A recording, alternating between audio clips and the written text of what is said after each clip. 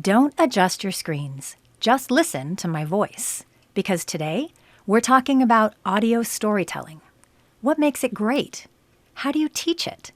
And how has one UVM student earned national recognition exploring the soundscape of grief and loss? We're listening today on Across the Fence. Hello, Vermont. As culturally ubiquitous as podcasts have become, audio storytelling is, of course, older than podcasting and older than television, rooted in radio and bringing stories to life through sound. Public radio stations across the country have helped disseminate and popularize audio stories through series like This American Life, Rumble Strip, and, of course, Brave Little State. National Public Radio has also helped encourage young people to explore audio storytelling through the NPR College Podcast Challenge, which began in 2020. That brings me to my guests, Charlotte King and Kelsey Tolshin-Kupferer. Charlotte is a sophomore majoring in English at UVM, whose audio story, Dear Panda, was recently named a top 10 finalist in the 2025 NPR College Podcast Challenge. Kelsey teaches nonfiction audio storytelling courses at UVM and leads an internship program placing UVM students at Vermont Public. Charlotte and Kelsey, it's so wonderful to have you here today. I mean, welcome though, of course, to my land, which is where we do instead actually get a chance to see each other. It was cute while we were getting ready for this. They got a chance to look at the screens. There was a lot of hooting and hollering as you look at yourself. So very fun. I hope you guys are going to enjoy this today. Kelsey, let's start with audio storytelling. What does that term mean, and what's distinctive about audio stories? I was wondering if it's like squares and rectangles. Are all podcasts audio stories? Are they somehow different? Tell us about it. Yeah, totally. So I think, yes, all podcasts are audio stories, but not all podcasts are good audio stories. So I think that when people talk about podcasts lately, they're often picturing, like, I call them chat casts, just like two guys chatting at a mic.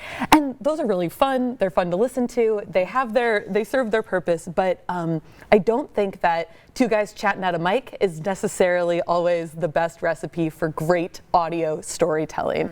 So in these classes at UVM, we try to make great audio stories, which I think they are narrative, they're immersive, they're intimate, and their goal is really to drop you into someone else's world using sound.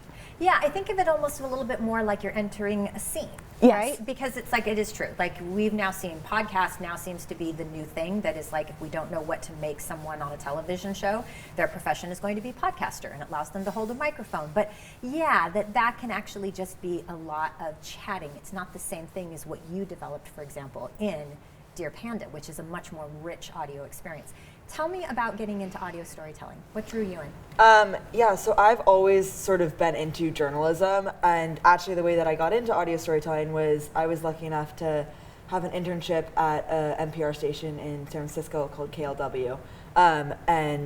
So I produced an episode of their podcast, TBH, for, by, and about teenagers. And that was sort of my introduction into audio storytelling, and I hadn't really known about the audio side of journalism before, and I definitely was very hesitant. I'm not great with technology, and so I was like, this is not going to be my thing, and then I just completely fell in love with it. And then from there, I came to UVM, and I wanted to find every possible way that I could continue doing it. Yeah, amazing. So Kelsey, Charlotte originally developed Dear Panda as an assignment, like a final assignment for your class, right? Yes, okay. How do you teach audio storytelling?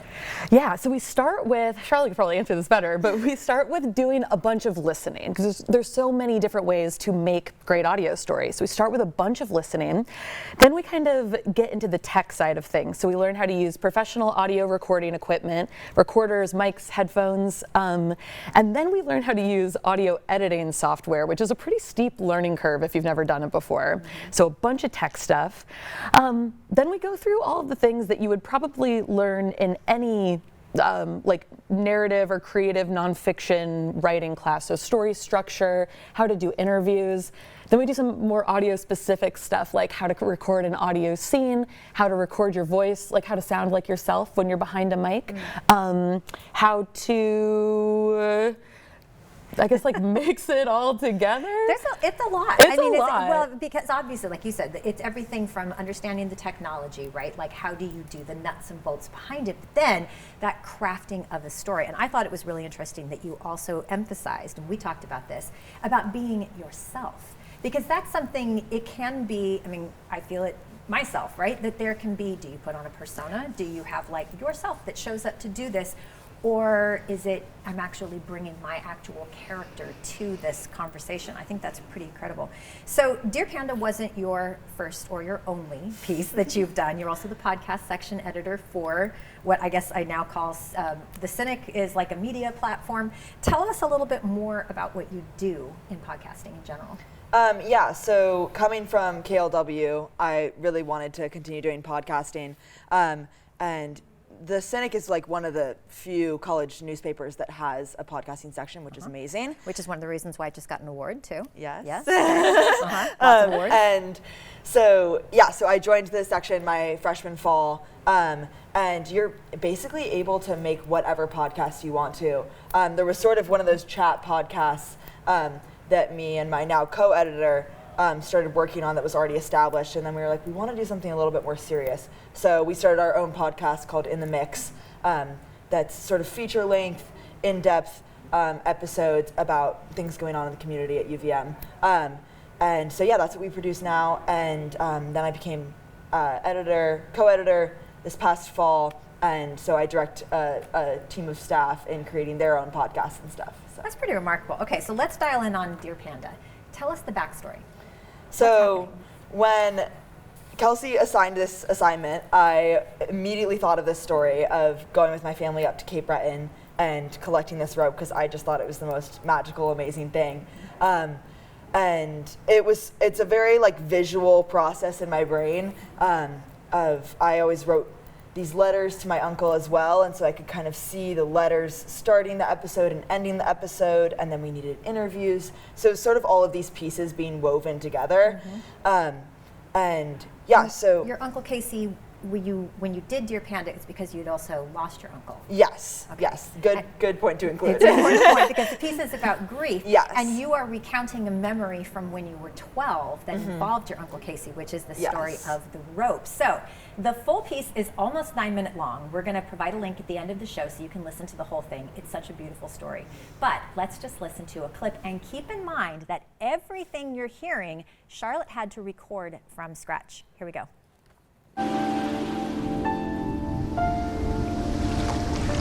So I chase after my family till we are approaching the shore of the first Tittle. It's rocky and a bit harsh, like our launching point, and amongst the sea-beaten rocks is a rope. It's obviously from a ship because it's massive. It seems to be at least a half a foot in diameter. And it's incredibly long, winding its way around the black boulders. We agree that the rope is gonna need to come home with us. So we begin unraveling it from the rocky shore. And it takes forever. There are these twists and turns that tangle the rope up. But eventually, we pull it out to its full length. And we step into the water to swim it back to the mainland. We tug this long, long rope along with us as we swim. It seems to span almost the entire channel between the two pieces of land. But somehow, we wrangle the whole thing back to shore. As we're pulling this giant rope out of the water, people are watching us from the cliff above. When we get to the top, we wrap the rope around our shoulders and carry it in one long line. It rests heavy on our bodies as we walk, and I feel proud and strong. We march along, heads high, to our rental car. We coil the monstrous, pungent rope in the small trunk.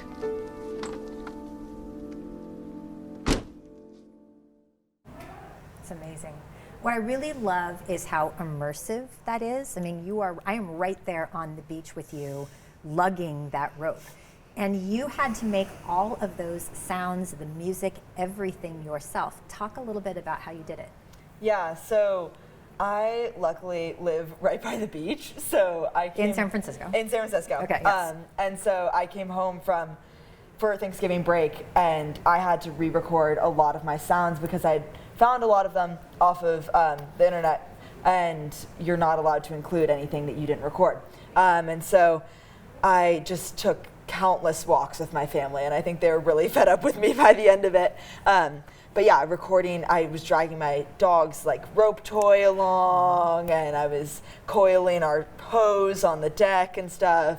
And I was doing all sorts of different weird things, taking off my shoes, walking without my shoes to try and get the exact sounds. Music. Yes, and creating the music. That was definitely the biggest challenge, I would say.